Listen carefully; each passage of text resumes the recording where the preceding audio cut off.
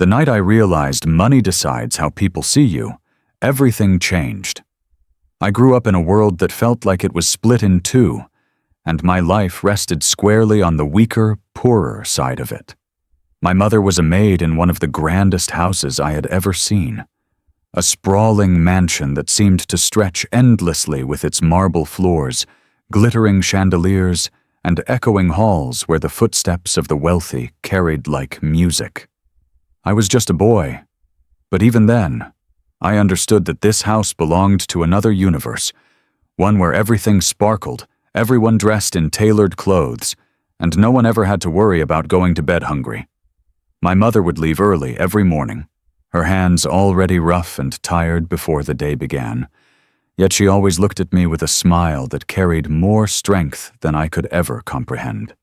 She worked in silence, dusting tables carved from rare wood, scrubbing floors that shone brighter than the mirrors in our small apartment, and bowing her head in respect to people who never once looked her in the eye. I would wait for her in the evenings, watching the shadows stretch across the tiny kitchen of our one-bedroom home. She'd return with sore feet, her uniform still smelling faintly of cleaning supplies, and yet she always carried something for me. Sometimes a leftover piece of bread, sometimes a story about the grandness of the house she worked in. Those stories were the closest I ever came to seeing that life. A life where children played with toys imported from overseas, where they had private tutors, and where college was never a dream but an expectation. I could see the exhaustion in her face, but I also saw the fierce determination in her eyes every time she told me, "You are not destined to serve, my son. You are destined to rise." The contrast between our world and theirs was a wound I felt reopening every single day. At home, we counted coins just to make sure rent was paid on time. Our walls were thin, our furniture second-hand, our clothes passed down from strangers who no longer needed them. At the mansion, where I sometimes tagged along on weekends to keep her company, it was different. I would see golden-framed paintings, endless buffets of food laid out even when no one was eating, and cars lined up in the driveway that cost more than I could ever imagine earning in a lifetime. It wasn't just the things they had. It was the way they carried themselves, the air of entitlement that made it clear they believed they were born to own the world. My mother was invisible there, her worth measured only in how quietly she could serve. And as her son, I became invisible too, a shadow trailing behind her, seen but not acknowledged. The invisible wall of class difference stood between us like an unbreakable barrier. I noticed it in the way the CEO's children would run past me without a glance, as if I didn't exist. I noticed it in the way their guests spoke to my mother, their voices dripping with condescension, as though her presence was a stain on their perfect world. Even the air felt different inside that house, heavy with the perfume of privilege, choking me until I felt small, powerless, and undeserving. As a child, I didn't have the words to describe it, but I understood enough to know that no matter how hard my mother worked, she would never truly belong in that place. And by extension, neither would I. The first time I felt humiliation because of where I came from is seared into my memory like a scar. I had followed my mother to the mansion one summer afternoon because she couldn't leave me home alone. And while she worked in the kitchen, I wandered into the backyard where the CEO's children were playing by the pool. They were dressed in bright swimsuits, splashing water, shouting with joy, while I stood at a distance in my faded shirt and oversized shorts that had already been patched twice. I remember one of them turning toward me, wrinkling his nose and asking loudly, "Why does he look like that? Is he the maid's boy?" The laughter that followed was like a dagger in my chest. I wanted to disappear, to shrink into nothingness, but I couldn't. My cheeks burned and my fists clenched, but all I could do was stand there, silent, as they laughed at the clothes I wore, the accent I had, the skin that was darker from walking miles under the sun. When my mother found me moments later, her eyes filled with pain, not because of their words, but because she knew I had understood the truth she tried so hard to shield me from, that in their eyes, we were less. That night, I lay awake in our small apartment, staring at the ceiling as my mother quietly mended a tear in my shirt. I realized then that the world was not fair, that money was not just paper, but a weapon, one that determined whether people looked at you with respect or disdain. It wasn't just about what we had or didn't have. It was about how society had already decided my place in life before I even had a chance to prove myself. And yet, within that painful realization, a fire began to grow inside me. I didn't want to spend my life invisible, mocked, or pitied. I didn't want my mother's sacrifices to be wasted. I began to dream of something greater, of a life where I could stand in those grand halls not as a servant's son, but as someone worthy of being there. My early dreams were fragile, tender things, like glass that could shatter with the wrong touch. I dreamed of sitting in classrooms filled with brilliant minds, of learning from the best, of building a future where no one would dare laugh at my name. I dreamed of being the man who could buy my mother a home, where she could finally rest, where her hands could heal from years of scrubbing floors that never belonged to her. I dreamed of freedom, of dignity, of rising so high that the invisible wall would crumble beneath my feet. But dreams, I would soon learn, are dangerous things, when the world believes you are not meant to have them. Because while I carried hope like a secret flame, one single encounter with the CEO would make me question whether my dreams were even possible. Sometimes the strongest person in your life is the one society calls the weakest.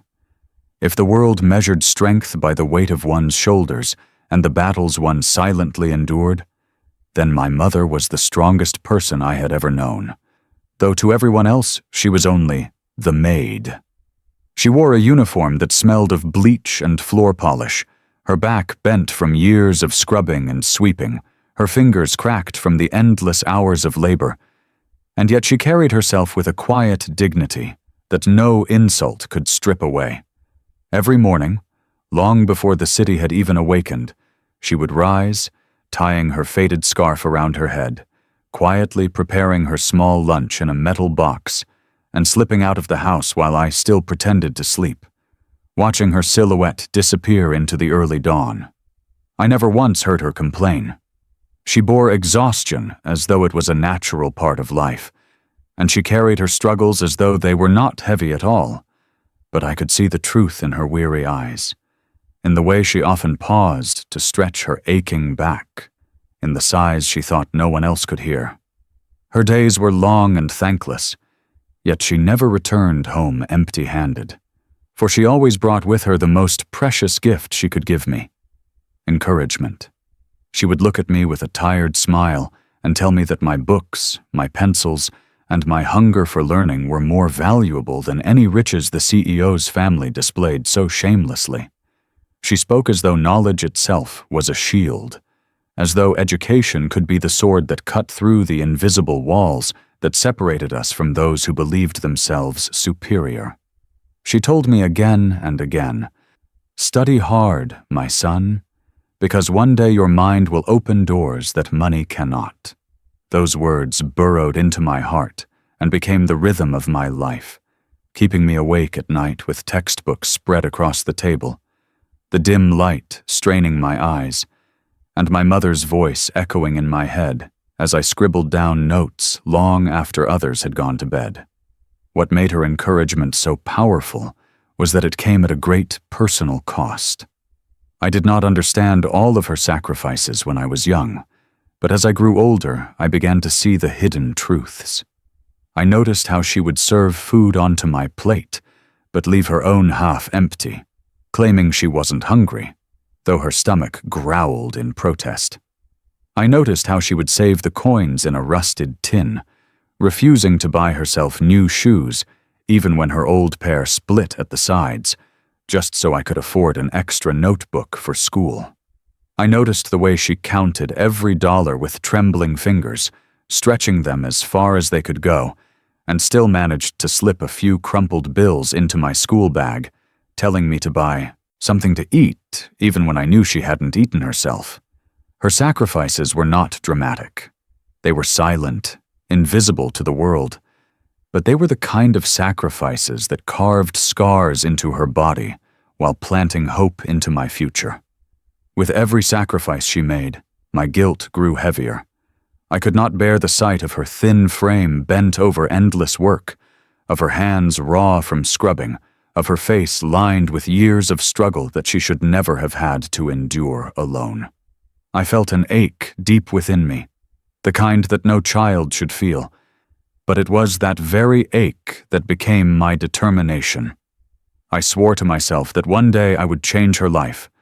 One day she would no longer wake up before dawn to clean the homes of people who never once spoke her name with respect. One day she would have her own home where she could rest, where her laughter would echo in walls that truly belonged to her. That vision became the fuel that kept me going. The silent promise I repeated every night before sleep finally dragged me under. There was, however, one night I will never forget. A night when the mask of strength my mother always wore cracked, and I caught a glimpse of the pain she thought she had hidden from me. I had woken in the middle of the night to get a drink of water, and as I passed the small kitchen, I saw her sitting at the table with her head in her hands, her shoulders shaking with quiet sobs. The room was dark except for the faint glow of a candle, and for the first time in my life, my mother looked utterly broken. She whispered to herself, asking God if all her sacrifices would ever amount to anything, if her son would ever escape the fate of being mocked and looked down upon. I froze, not wanting her to know I was there, my throat tight with tears I dared not release. I had always seen her as unshakable, a pillar of strength that nothing could move. But in that moment I realized she was human, fragile, and carrying far more than any one person should have to bear. I crept back to bed that night with my heart pounding and tears wetting my pillow. But I also carried with me a new and burning resolve. If my mother could sacrifice everything for me and still break under the weight of hopelessness, then I would give her a reason to believe again. I would not allow her tears to fall in vain, nor would I let her carry the shame society tried to force upon her shoulders. That was the night I swore to myself that I would prove to the world that her son was not meant to be laughed at, and that the strength she poured into me would one day silence every mocking voice that ever dared to belittle us. The day laughter turned into my deepest wound was the day my fight truly began. It was one of those humid summer afternoons when the air felt heavy enough to press down on your skin, and I remember clinging to the idea that if I followed my mother to work, at least I would not be alone in our small apartment with the silence that seemed to mock me, as much as people did. I wore the only pair of pants I owned that still fit me, patched at the knees with fabric that barely matched, and a shirt that had faded so much it had lost whatever color it once proudly held. My shoes were frayed at the edges, and I remember trying to tuck the loose thread back inside so no one would notice. Though in truth, everything about me was a walking advertisement for poverty. When we arrived at the mansion, my mother hurried off toward the kitchen, her hands already pulling at the apron that signaled her place in that household, while I lingered in the wide corridor that smelled of polished wood and expensive cologne. I did not want to be seen, but fate has a way of putting you directly in the spotlight when you wish most to stay hidden. The CEO walked in with a group of his wealthy associates, his presence commanding attention in a way that made the servants scatter out of respect, or perhaps fear. He stopped when his eyes landed on me, narrowing slightly as if confused about why a boy like me stood inside his perfect palace. For a fleeting second, I thought he might simply ignore me, brush past as if I were invisible the way he often did, but instead, a slow smirk spread across his face, the kind of smile that is not born of kindness but of cruelty. He looked me up and down, his eyes deliberately dragging over my worn clothes, my unkempt hair, and the shoes that barely clung together. And then he laughed, a sharp, mocking sound that echoed far louder than it should have in that corridor. "Whose child is this?" he asked, his voice carrying the authority of someone used to being answered immediately.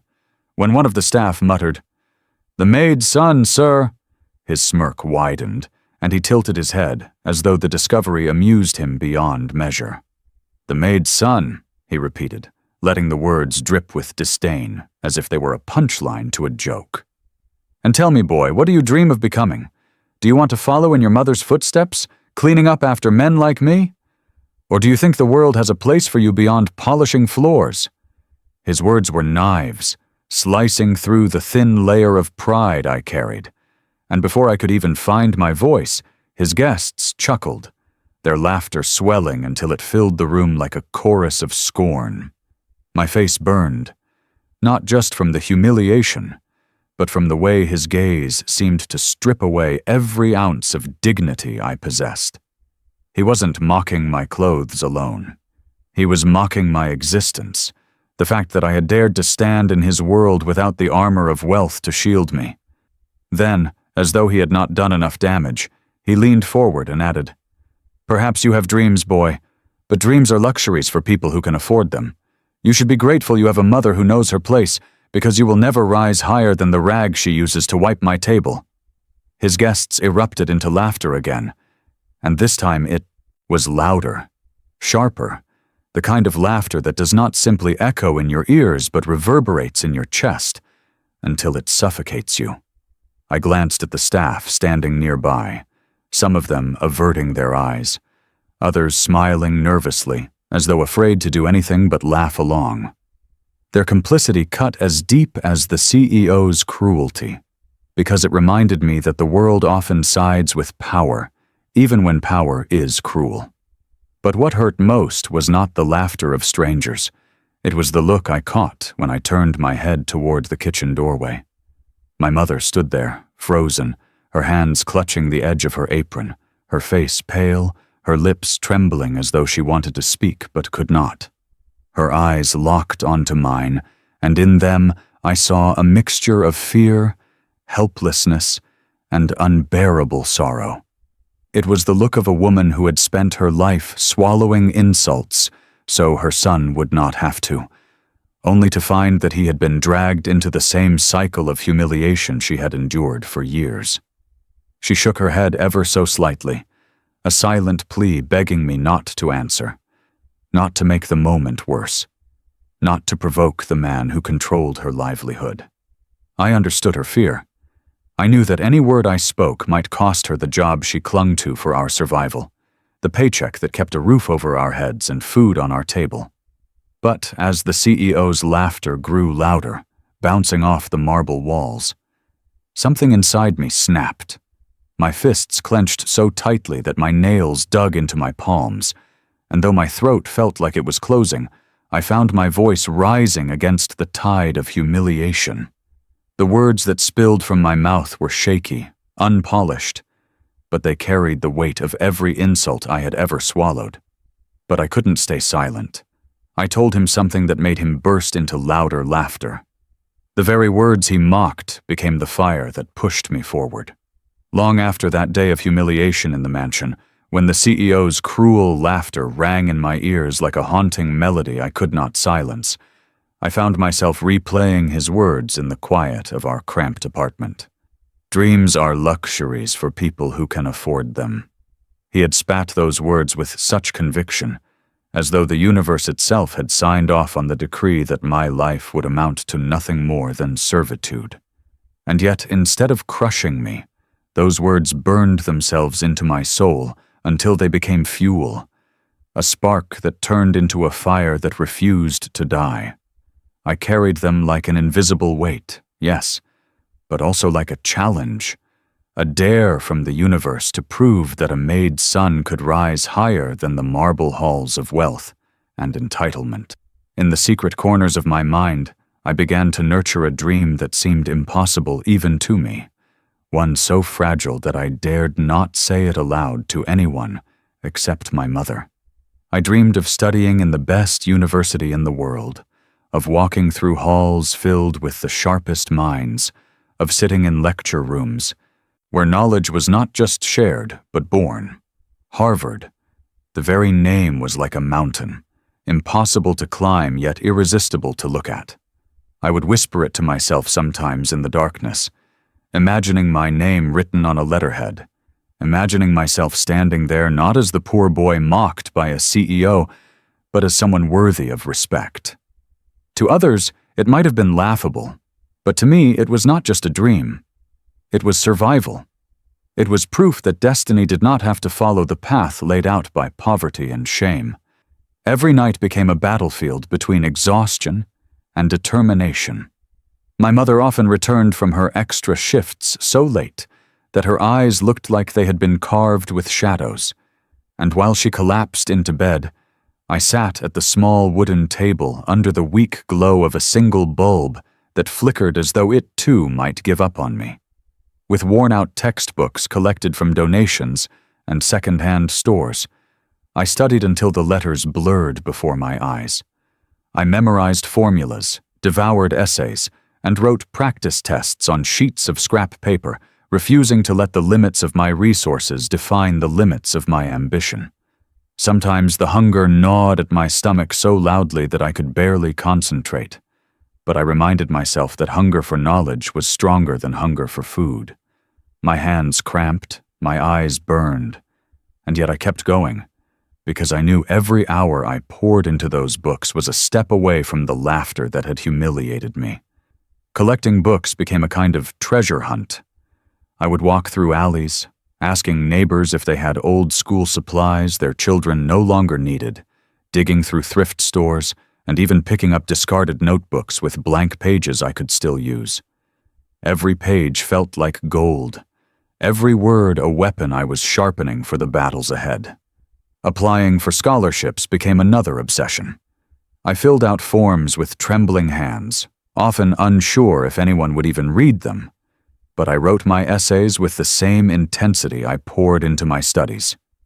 I told faceless admissions officers about my mother's sacrifices, about the invisible barriers of class, about my burning need to break free from the narrative the world had written for me. Every application I mailed felt like a piece of my soul, a plea for someone to see me as more than the son of a maid. But dreams, especially big ones, invite ridicule from those too afraid to chase their own.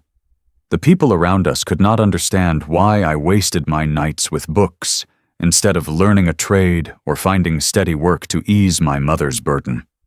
Neighbors would shake their heads when they saw me hunched over my notes, muttering that I was chasing shadows.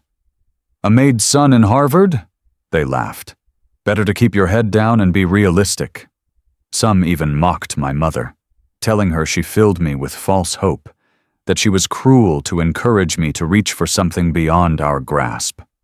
Their words stung, not because I believed them, but because sometimes, late at night when my body was too tired to fight, doubt would creep in and whisper the same questions. Who was I to believe I could walk into the same rooms as the children of billionaires and presidents? Who was I to think Harvard would ever call my name? Yet, every time those doubts clawed at me, I closed my eyes and imagined my mother's face.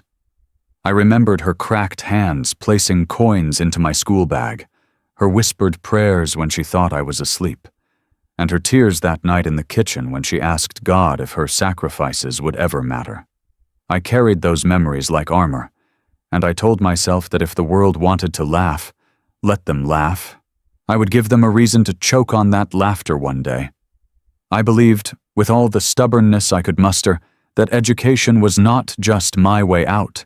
It was my weapon, my key to rewriting the destiny that society had already carved for me.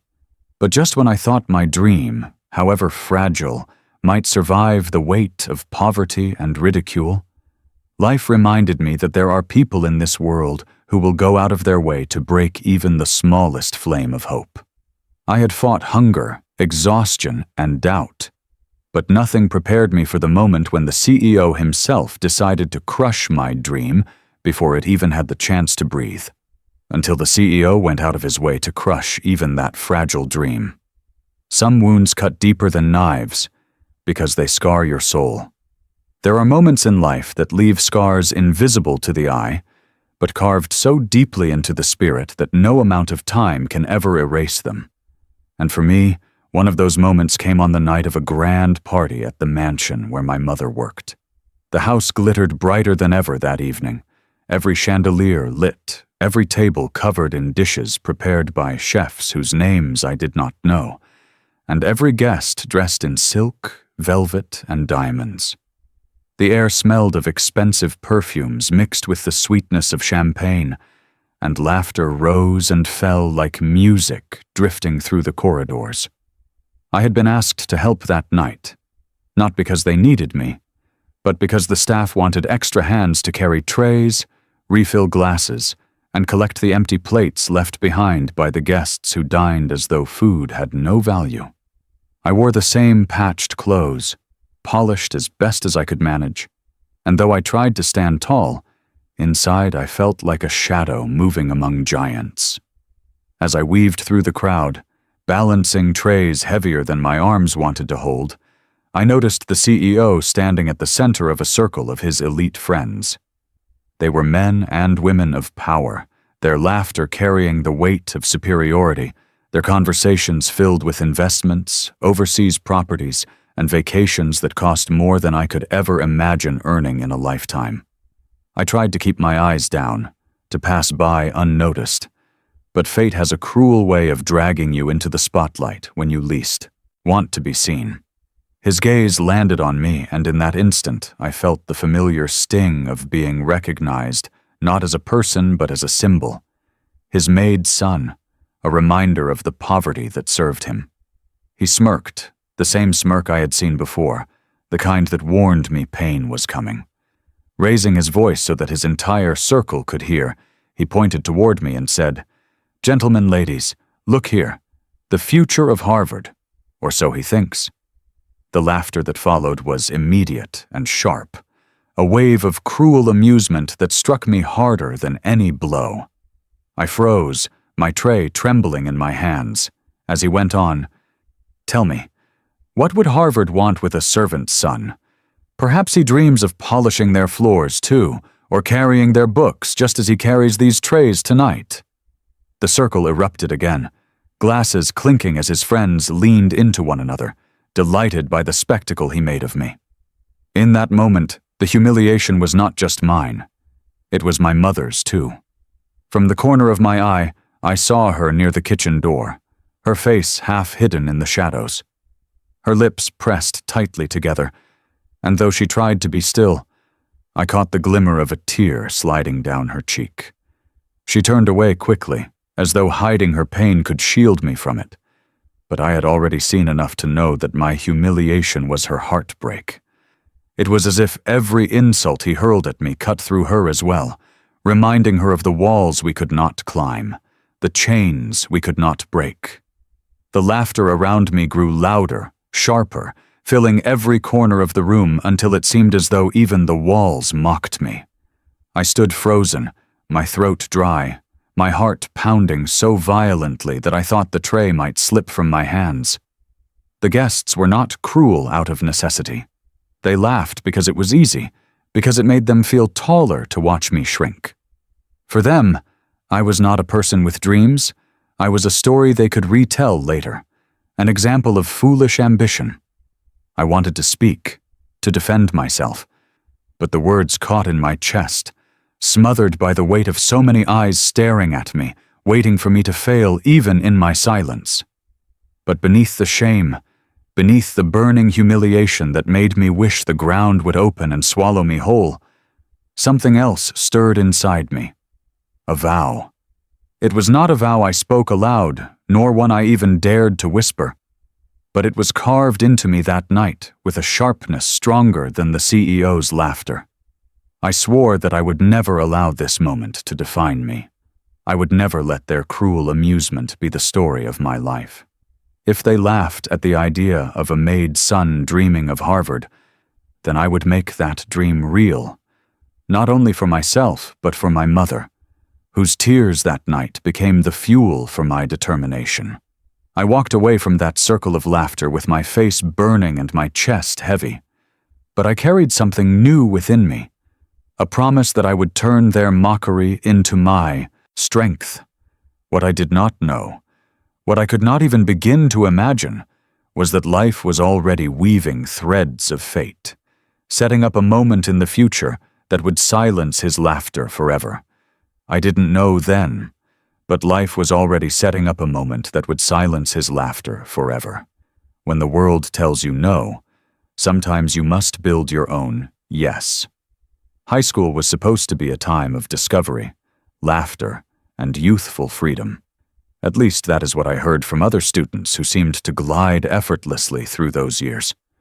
For me, it was a battlefield, one where every single day demanded a new kind of endurance. My mornings began before the sun rose, helping my mother with whatever tasks she needed before heading to the mansion, then rushing to school with books tucked under my arm and a stomach that often ached from hunger.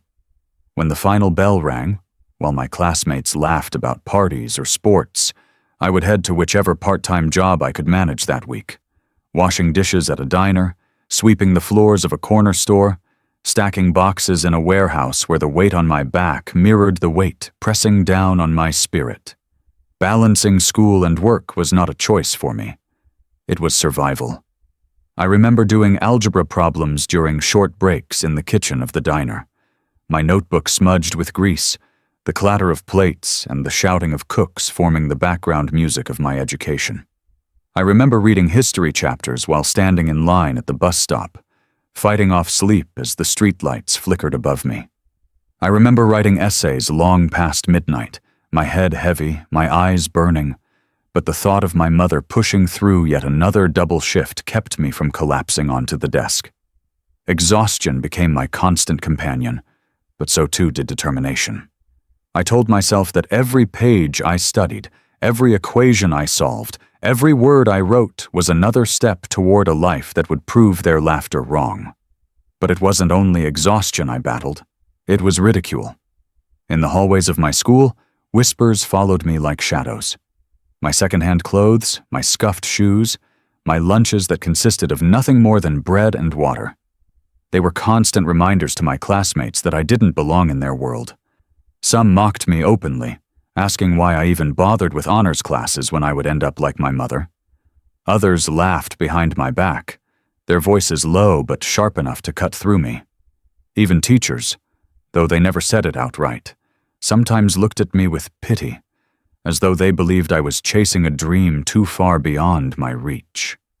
Their unspoken doubts stung more than the laughter, because it reminded me that society had already written me off before I had even taken my first real step. And yet, no matter how much the world tried to convince me to give up, I held on. I worked through the hunger that gnawed at me at night, drinking water to fill the emptiness in my stomach. I studied through the noise of crowded apartments and through the silence that threatened to crush me when the nights grew too long. I whispered my dream to myself in the darkness, convincing myself over and over that it was worth the pain, that Harvard was not just a fantasy, but a destination, a mountain I would climb no matter how steep. Applying to universities felt like stepping into a storm I had no armor for. The applications asked for achievements, for proof that I was worthy, and while I had grades that spoke of my hard work, I feared they would never be enough against the resumes of students born into privilege. I filled out the forms anyway, pouring every piece of my heart into the essays, writing not only about my struggles, but about my relentless will to rise. I wrote about my mother, about her hands that carried the weight of our survival, about the humiliation I had endured at the mansion, and about the vow I made that night never to let their laughter define me. Every word was a plea, every sentence a promise, every completed application a small act of rebellion against the voices that told me I would never make it. Rejections arrived, one after another, each one a sting that threatened to reopen the wounds of doubt. Some came in thin envelopes that simply thanked me for applying, but informed me I was not what they were looking for. Others never came at all, silence replacing closure. For a while, I felt as though the world was confirming what the CEO had said, that dreams like mine were luxuries reserved for the privileged, not for a servant's son. But every time I felt that despair tightening its grip, I remembered my mother's voice, steady and unwavering even when life broke her body. "You are worth more than what they say." Those words were my anchor, pulling me back from the edge of surrender. I kept applying, kept working, kept pushing forward, even when every door seemed to close. My body grew thin, my eyes weary, but my heart grew heavier with determination.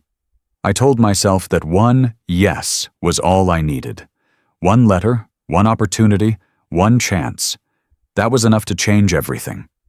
And then, just when I thought my strength was nearly gone, it happened. One afternoon, I returned home from yet another long shift at the warehouse, my clothes drenched in sweat, my muscles screaming in protest. And there it was, a letter waiting on the small wooden table in our kitchen. Its envelope was thick, its seal unbroken, its weight heavier than anything I had ever held before. My mother sat beside it, her hands trembling, her eyes wide with hope and fear mingling in equal measure. My own heart pounded in my chest, my fingers shaking as I reached for it, knowing that inside those folded sheets lay either another rejection or the answer to every prayer I had ever whispered. Then one day, a letter arrived that would change everything. I will never forget the moment the impossible became real in my hands. The letter sat on the table as if it were an ordinary envelope, white and unassuming. Yet it carried a weight so immense that my chest tightened just looking at it. My shift at the warehouse had drained me of every ounce of energy, sweat clinging to my back, my body aching from lifting boxes that seemed determined to break me. But the moment my eyes landed on that seal, fatigue vanished like smoke in the wind. The crimson crest of Harvard stared back at me, bold and undeniable, and for the first time in years I felt as though the universe had finally whispered in my direction. My hands trembled as I reached for it, my fingers brushing against the paper with reverence, terrified that it might vanish if I blinked too long. My mother sat across from me, her hands clenched tightly in her lap, her knuckles pale, her eyes wide with a mix of hope and fear that made her look younger and older all at once. I could not bring myself to tear it open immediately. For years I had dreamed of this very moment, imagined it in 1,000 different ways, sometimes in hope, sometimes in despair. I had pictured the thin rejection slips, the polite words that would confirm my worst fears, the letters that would quietly tell me I was not enough. And now here it was, heavier than all those imagined slips, its very weight promising that it held something different, something more. I looked at my mother, her eyes shimmering with unshed tears, and I realized that this letter was not mine alone. It was hers as much as it was mine. It carried every hour she had spent on her knees scrubbing floors, every meal she had skipped so I could eat, every tear she had hidden in the quiet of the night. When I finally tore it open, my hands shook so violently that I worried I would rip the letter itself. The paper crackled loudly, filling the silence of our small kitchen like thunder, and I unfolded it with the care of someone holding the most fragile, priceless treasure. My eyes darted across the words, and for a moment I could not breathe. Then the sentence leapt at me, brighter than the rest, almost glowing. "We are pleased to inform you of your acceptance." My breath caught, my throat closed, and the room seemed to tilt around me. Harvard had said yes. Against every odd, every rejection, every mocking laugh, I had been accepted. I read the words aloud to my mother, my voice breaking, my heart pounding with disbelief. And then, as if the universe wanted to remind me that miracles do not come half-formed, I reached the part that said I had been awarded a full scholarship. I would not have to worry about the impossible cost of tuition, about the endless bills that could have crushed us before I even set foot on campus. It was as though every prayer my mother had ever whispered had been bound together and answered in that one line. I dropped the letter onto the table and pressed my hands to my face, unable to stop the tears that poured down. My mother stood and came, around the table, her hands shaking as she lifted my face in her palms. Tears streamed down her cheeks, but they were not tears of sorrow this time. They were tears of pride, of joy so pure it made my chest ache. She kissed my forehead again and again, her voice breaking as she repeated, "I knew it. I always knew it." For years she had been my anchor, the only person who believed in me when the rest of the world laughed, and now her faith was justified. I clung to her, the two of us crying together in that tiny kitchen, our sobs filling the room like a hymn of victory. The disbelief stayed with me even as the hours passed. I kept reading the letter over and over, tracing the words with my finger as though I needed to make sure they were real, terrified that if I looked away for too long, it would disappear. I thought of the countless nights I had studied by the weak glow of a flickering bulb, the hours I had spent working to the point of collapse, the humiliation I had endured when others mocked my ambition. Every single moment had led to this. This letter, this chance, this door opening into a world where dreams were not just fantasies, but realities waiting to be seized. That night, for the first time, I allowed myself to imagine what life at Harvard would look like. I pictured walking across a campus that felt like another universe, surrounded by brilliant minds from every corner of the globe. I imagined sitting in classrooms where professors who had written books I could barely afford to borrow from the library would be teaching me directly. I saw myself in the library, devouring knowledge with the same hunger I had once tried to fill with stale bread.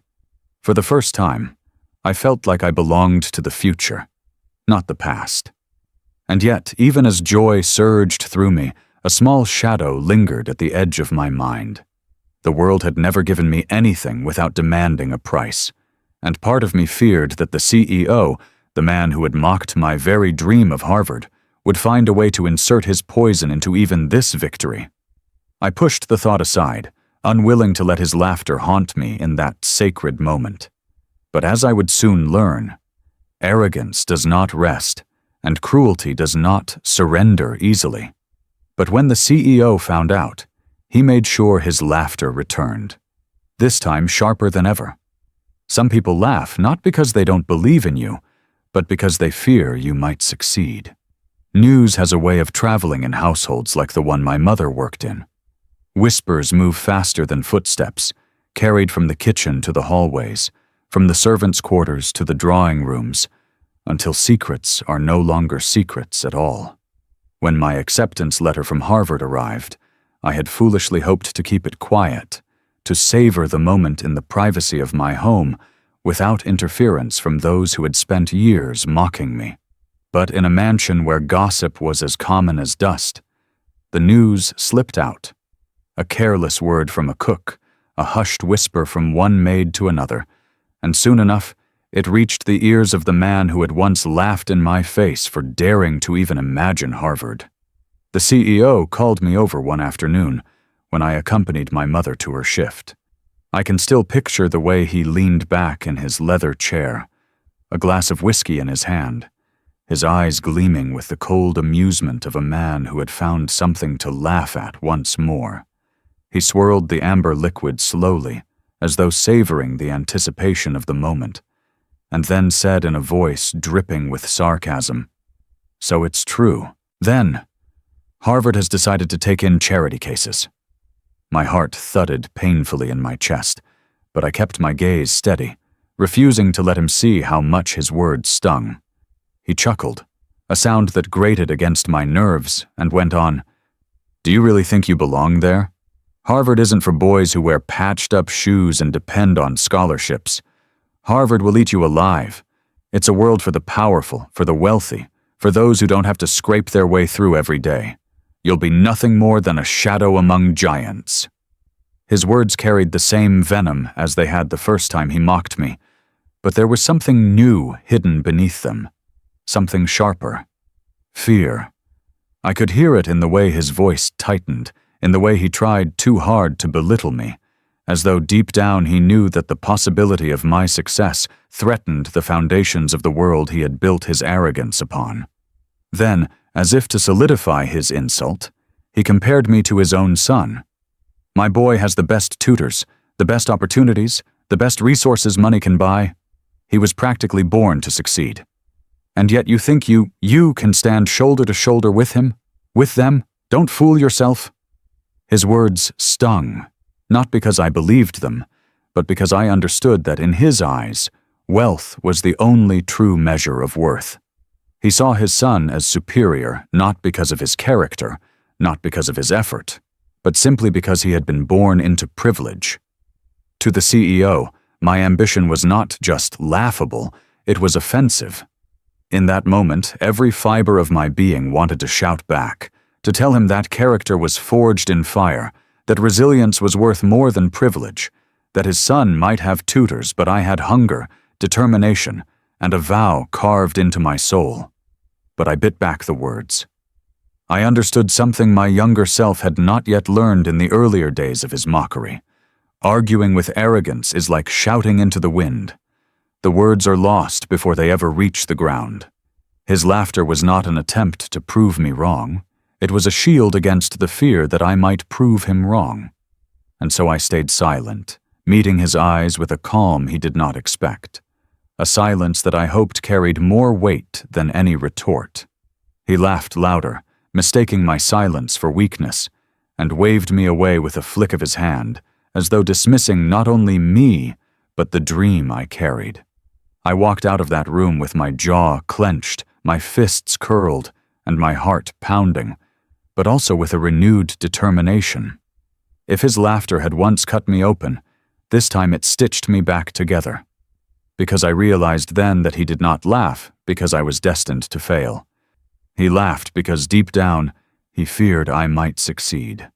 The day of my departure arrived sooner than I expected. My acceptance into Harvard had set my life on a path that felt both exhilarating and terrifying. Our apartment became a whirlwind of preparation, though we had little to pack. My clothes were still patched, my shoes still worn, but I carried with me the most valuable thing of all, my mother's unwavering faith. On the morning of my departure, she woke me before dawn, pressing a small, worn Bible into my hand, her fingers trembling as she whispered, "Carry this with you, and carry me with you. Remember, you are worth more than what they say." Her eyes shone with tears, but her voice was steady, and for the first time, I saw pride replace the sorrow that had so often clouded her face. I hugged her tightly, breathing in the scent of laundry soap that clung to her uniform, and promised her that I would not waste this chance.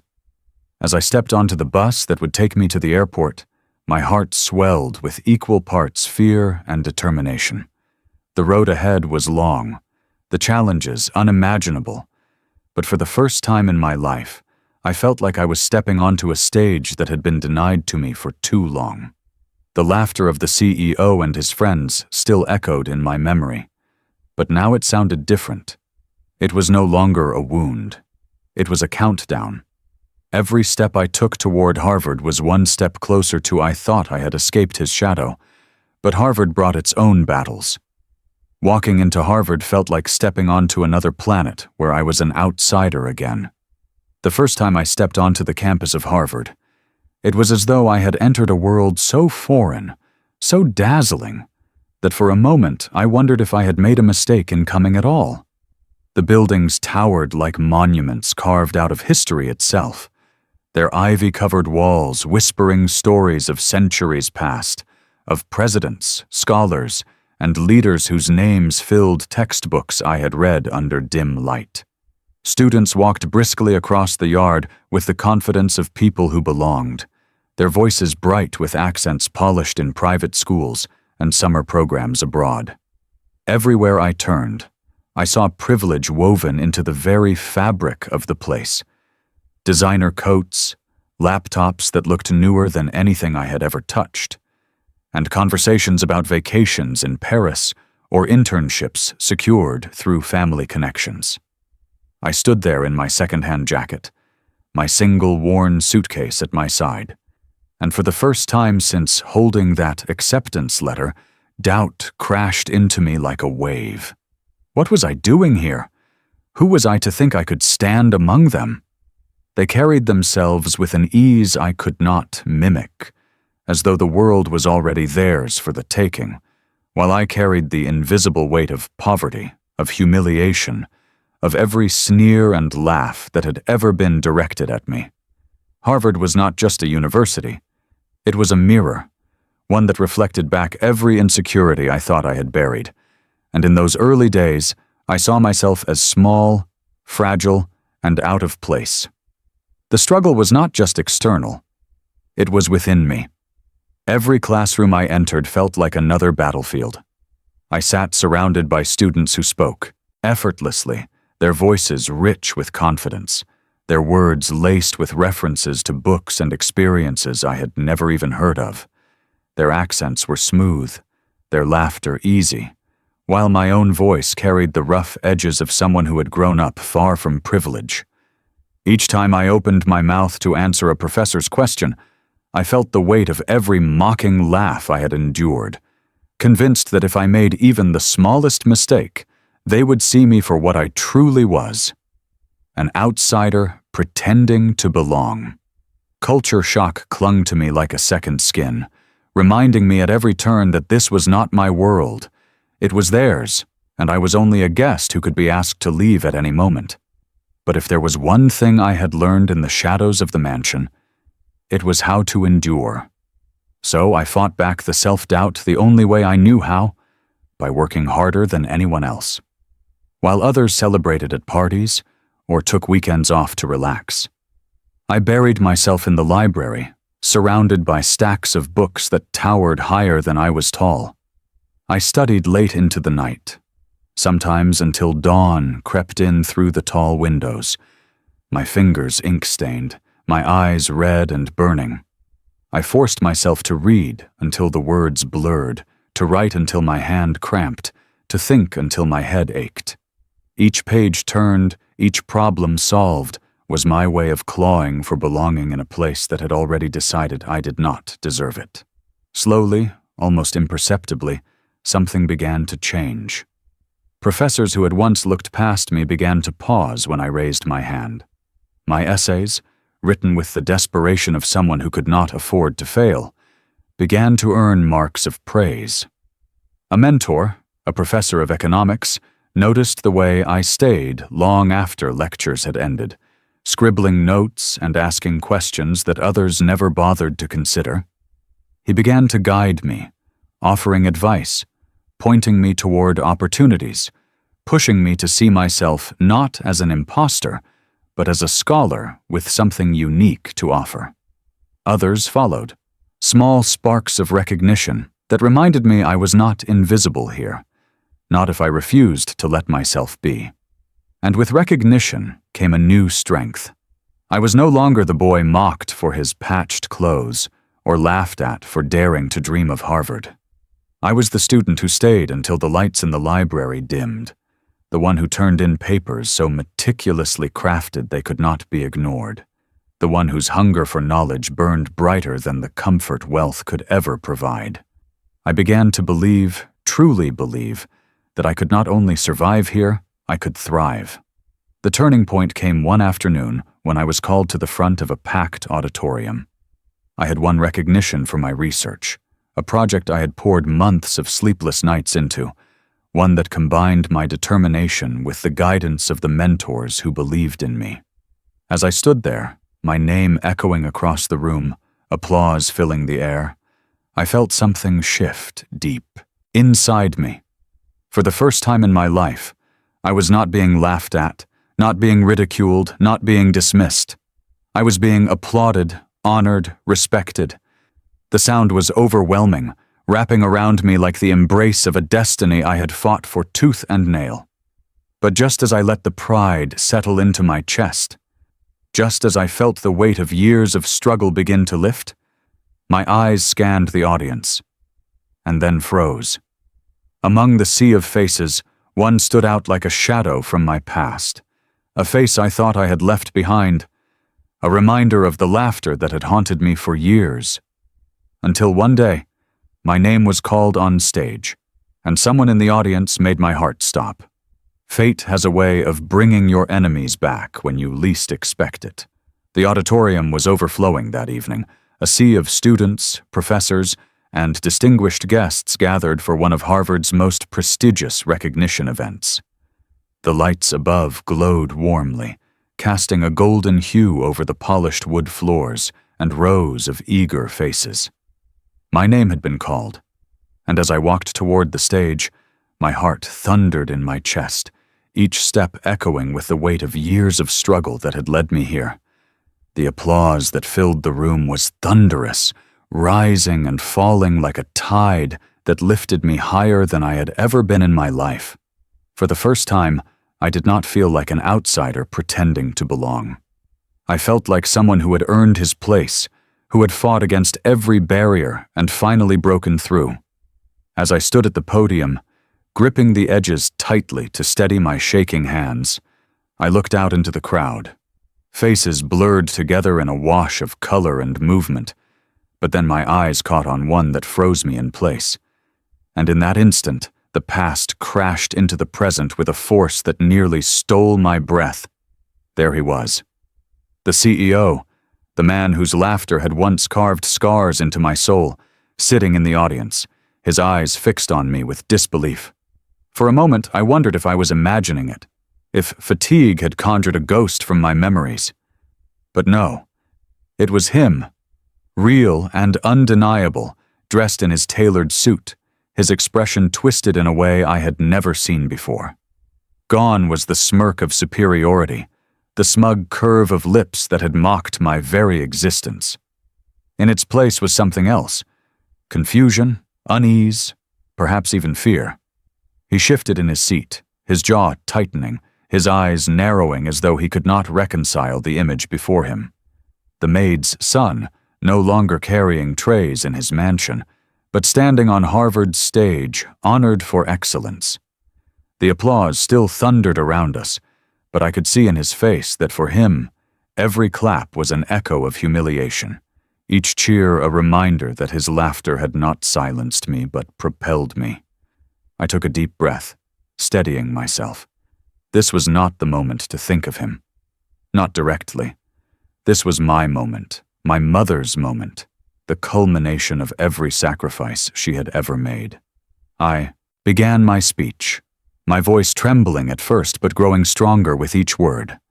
I spoke of resilience, of the power of education, of the belief that no dream was too large for a heart willing to endure. But most of all, I spoke of my mother.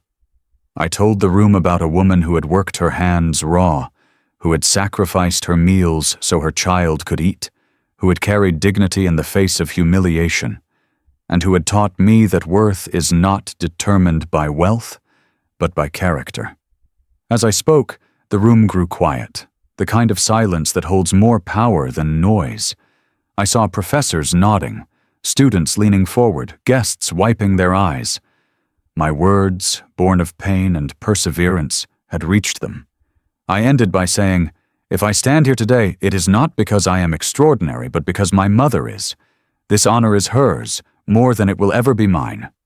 The applause that followed shook the room, and for the first time in my life, I saw my mother's strength reflected back at me through the admiration of strangers. And yet, even as I basked in that moment, my eyes found their way back to him. The CEO did not clap. He sat stiffly, his face pale, his lips pressed into a thin line, his hands motionless in his lap. It was as though he was trapped in his own nightmare, forced to watch the very boy he had mocked rise to a height he had once declared impossible. The subtle shift in his expression was almost imperceptible, but I caught it. The loss of certainty, the flicker of doubt, the shadow of fear.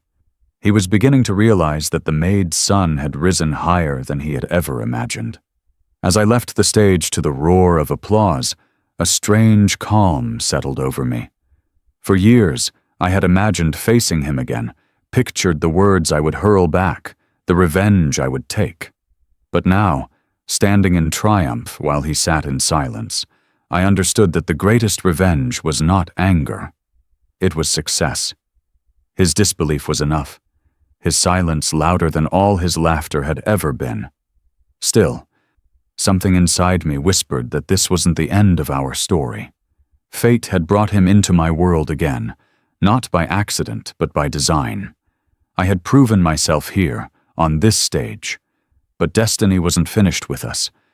Another chapter was waiting, one that would pull me back into his world, not as the boy he had mocked, but as a man he could no longer ignore. But destiny wasn't done. I was about to walk into his world on completely new terms. The same man who once mocked me now had to face me as his equal, or maybe his superior. Years slipped by after that recognition event. Years filled with late nights, endless assignments, and opportunities I seized with both hands, unwilling to let a single one pass me by. Harvard was no easy journey, but by the time I walked across the stage to receive my diploma, dressed in a gown that felt heavier than the burdens I had carried, I knew I had accomplished something that even the cruelest laughter could never erase. My mother sat in the crowd that day, her hands clasped tightly together, her eyes brimming with tears of pride, and as I caught her gaze, I realized that every sacrifice she had made, every wound we had endured together, had led to this moment. I was no longer just her boy. I was her triumph, living proof that her struggles had not been in vain. But life, with all its twists, had another chapter waiting for me. One that would bring me face to face with the man who had once made it his mission to remind me of my place. The CEO, who had seemed untouchable in his mansion of marble and glass, was no longer untouchable at all.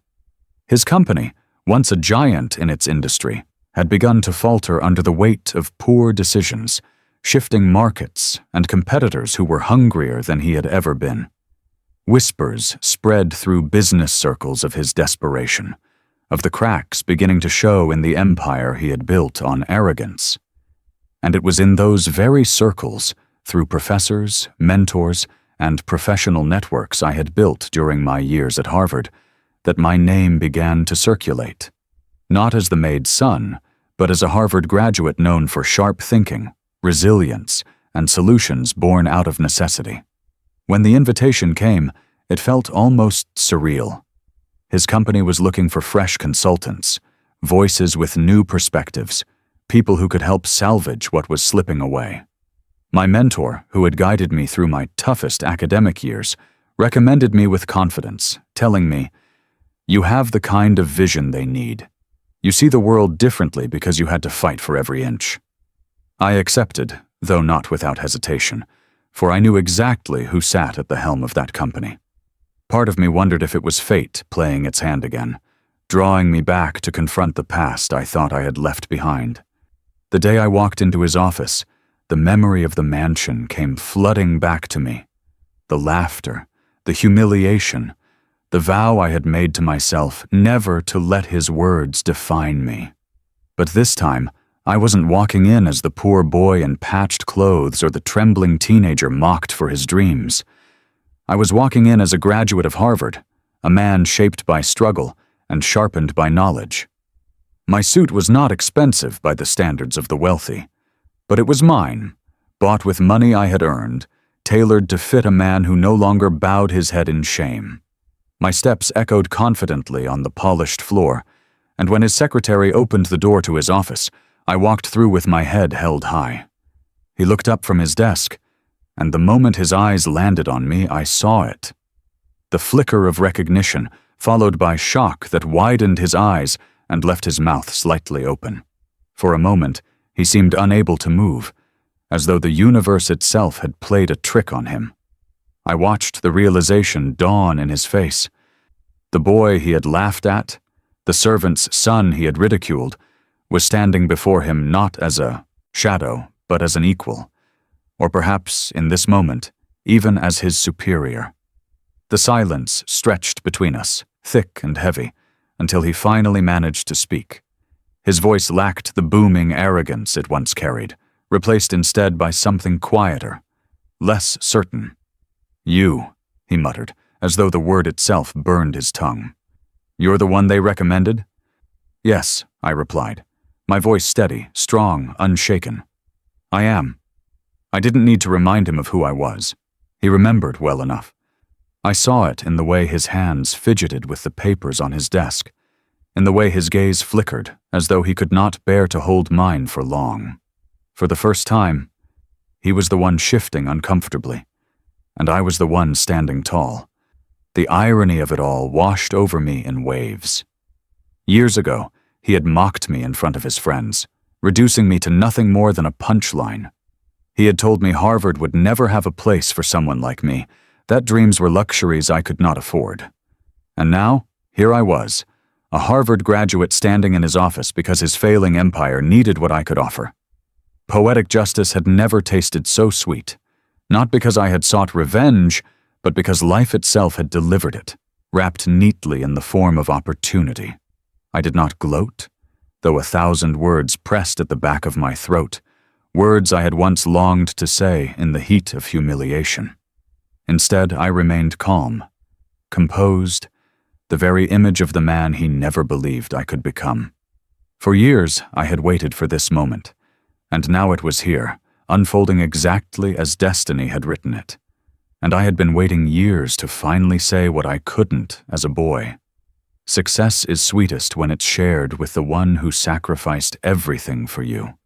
The moment I had waited for my entire life unfolded quietly, without the dramatic fanfare I once imagined in my youth. Standing in the CEO's office, I could feel the weight of years pressing against my chest, the echoes of laughter that had once humiliated me ringing faintly in the back of my mind. Yet now, as I looked into his eyes, I realized something that startled me. I no longer felt anger. The rage that had once burned so fiercely in me had been replaced by something deeper, steadier, and far more powerful. Dignity. He sat behind his massive desk, surrounded by walls adorned with paintings and shelves stacked with awards. But all the symbols of his power seemed diminished now, stripped of their grandeur. His empire was faltering, his arrogance tempered, and his voice no longer carried the sharp edge of superiority. He was just a man, flawed and fragile, facing the reality that time and fate had caught up with him. For years, I had imagined what I would say to him if ever given the chance. Angry words, bitter accusations, all the pain I had stored inside unleashed in a flood. But as I stood there, I knew that giving him my anger would only reduce me to the boy he had mocked. What he had given me was laughter meant to destroy, but what I carried now was proof that I had risen beyond it. I chose grace. I looked at him calmly and said, "You were wrong about me. You told me Harvard would never accept me, that I would never rise beyond being the Maid's son. But I did. Not because of you, not even in spite of you, but because of my mother, the woman you overlooked every day. She gave me everything she had, and it was her strength, not your words, that brought me here. So if you see me today, don't see me as the boy you mocked. See me as the man she raised." The silence that followed was heavy, almost suffocating. His eyes darted away, his lips pressed into a thin line. But he said nothing. For the first time in my life, I saw him powerless, stripped of the armor of arrogance that had once seemed unshakable. I didn't need his apology, and I didn't need his respect. My very presence in that room was enough. I turned from him and thought of my mother, the true hero of my story.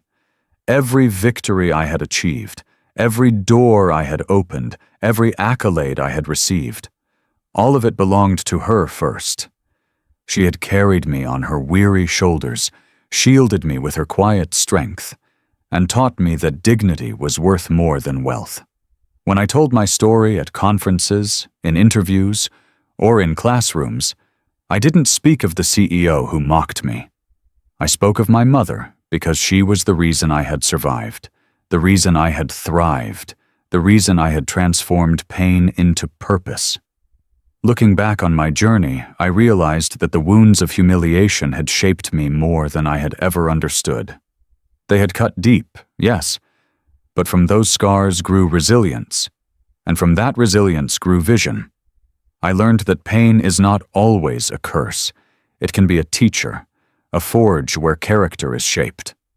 The boy who once stood frozen under the cruel laughter of the wealthy had become a man who understood that success is not defined by the applause of the powerful, but by the quiet pride in the eyes of those who sacrificed everything for you. And now, as I share this story, I want to leave a message to anyone who has ever felt invisible, mocked, or underestimated. Never let the world define your worth. Never let the arrogance of others convince you that your dreams are beyond reach. Because strength is not born in comfort. It is born in struggle, in nights of hunger, in years of ridicule, in the quiet determination to keep going when the world tells you to stop. And sometimes, the very laughter meant to break you becomes the fire that builds you. Because one day, the world that laughs at you might end up applauding your name. Before you go, I'd love to hear your thoughts. Have you ever been underestimated or laughed at for dreaming big? Share your story in the comments, because your voice matters here. If this journey inspired you, make sure to like this video and subscribe so you never miss the next story of resilience and triumph. And don't forget to share this with someone who needs a reminder that no dream is ever too big.